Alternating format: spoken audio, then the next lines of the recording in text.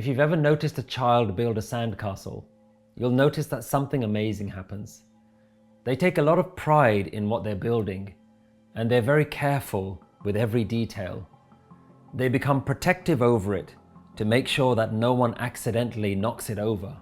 But at the end of the day, when a parent calls to say that it's time to go home, the child gladly stomps all over their castle and destroys what they've spent all day building, because they know that their playtime is over.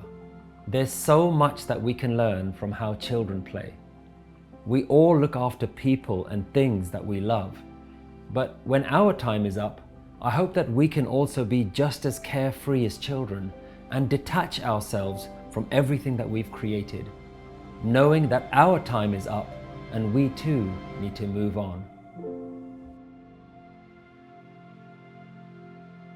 In this lesson, we're going to be looking at learning how to die, why is death necessary, understanding our fear of dying, and how can we embrace death.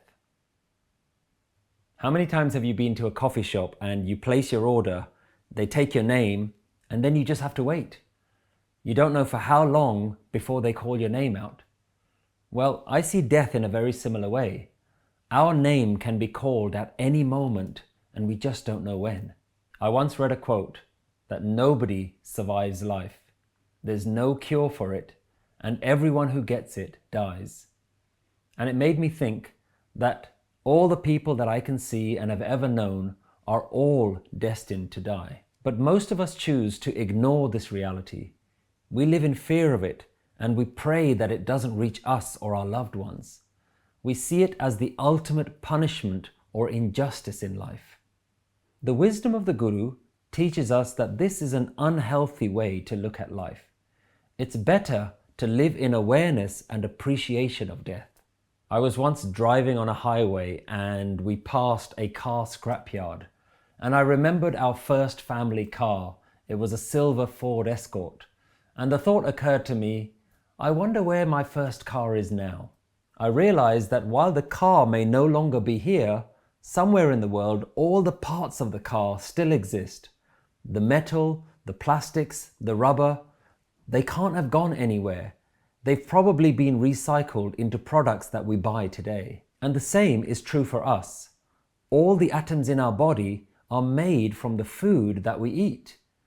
We are made from all the plants and animals that had to die in order for us to live.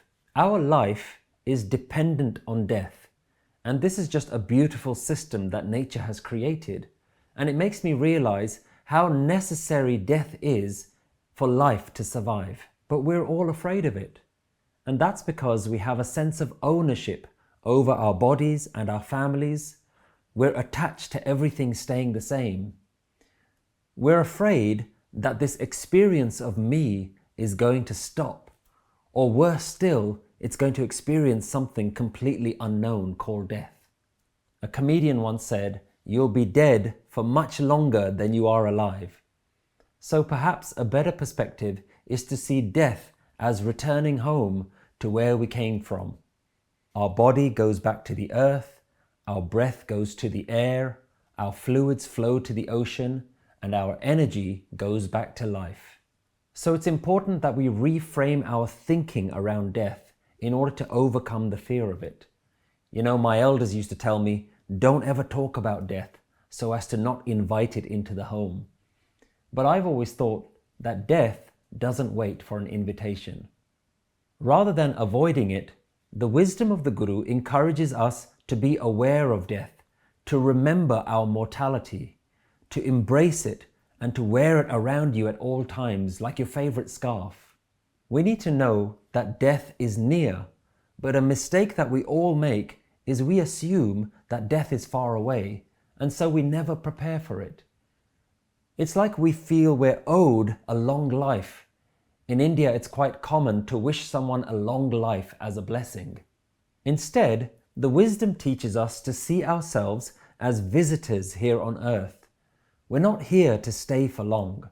And this makes us have a completely different relationship with our own body.